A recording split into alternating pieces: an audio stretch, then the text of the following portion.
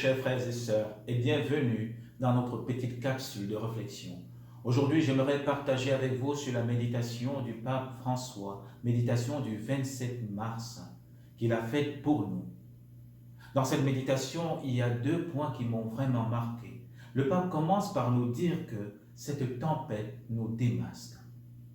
Cette crise est comme révélateur. Elle révèle beaucoup de choses en nous. Elle révèle nos vulnérabilités. Elle révèle nos fausses sécurités. Vous savez, il le dit dans son message, nous sommes allés très vite dans notre monde. Nous nous pensons forts. Nous avons pensé que nous avons atteint les sommets. Et cette crise vient comme mettre tout cela à terre. Elle nous fait comprendre qu'au-delà de nos agendas remplis, de nos vies bien formées, nous sommes vulnérables. Elle est révélatrice aussi, cette crise, parce qu'elle nous fait aussi prendre conscience que nous sommes tous égaux. Les pays puissants comme les petits pays pauvres, les riches comme les pauvres. Nous sommes tous vulnérables. Elle est révélatrice parce qu'elle nous fait aussi comprendre que nous avons laissé, abandonné ce qui alimente, fortifie et ce qui donne source à notre vie. Mais bonne nouvelle, en reprenant le verset 40 de l'Évangile selon saint Marc au chapitre 4, il nous pose cette question. Pourquoi avez-vous ainsi crainte? Pourquoi avez-vous ainsi peur? Parce qu'il nous dit encore dans son message, ce temps n'est pas le temps de jugement de Dieu, mais c'est le temps de notre jugement. Ça veut dire que ce temps est un temps propice pour que nous puissions nous poser des bonnes questions. Vous et moi, nous n'avons pas choisi d'être chez nous, enfermés, en confinement. Mais ce temps nous est donné pour que nous puissions, frères et sœurs, nous poser la vraie question sur qui nous sommes. Vous savez, en grec, dans son terme original, crise veut dire le moment où je décide de distinguer deux réalités pour faire un choix.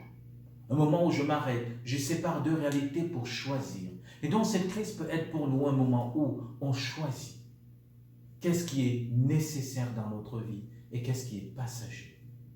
Qu'est-ce qui est vraiment important et qu'est-ce qui est second. Cette crise aussi peut être pour nous un moment de redoubler d'ardeur sur l'espérance. Quelle joie de voir dans les réseaux sociaux comment les gens s'occupent des plus pauvres. Quelle joie de voir aussi que parmi vous, il y a d'autres qui s'engagent dans le bénévolat, qui s'engagent pour aider les autres. Nous voyons toutes ces personnes qui travaillent dans nos hôpitaux, dans la sécurité, qui se donnent jour et nuit pour veiller sur des personnes qu'ils ignorent, qui travaillent jour et nuit pour donner leur temps. C'est magnifique, mes frères et sœurs. Et c'est ça notre espérance. Et c'est dans cette espérance que le pape veut nous plonger. Je terminerai en disant cette parole qu'un jour un sage m'a donnée. La grandeur d'un homme et d'une femme ne vient pas de ce qu'il possède ou de ce qu'il dépense. La grandeur d'un homme et d'une femme vient de sa capacité à s'adapter aux situations qu'il n'a pas choisies. Alors, comment allons-nous nous adapter en ce temps? Est-ce que nous allons accepter vivre ce temps avec intelligence, espérance et foi? Ou allons-nous subir ce temps? Est-ce que cette quarantaine, nous allons prendre ce temps pour nous refaire, pour nous bâtir, pour bâtir nos familles, faire le ménage dans nos maisons, dans nos cœurs, pour enlever tout ce qui nous alourdit, tout ce qui n'est pas nécessaire dans nos vies?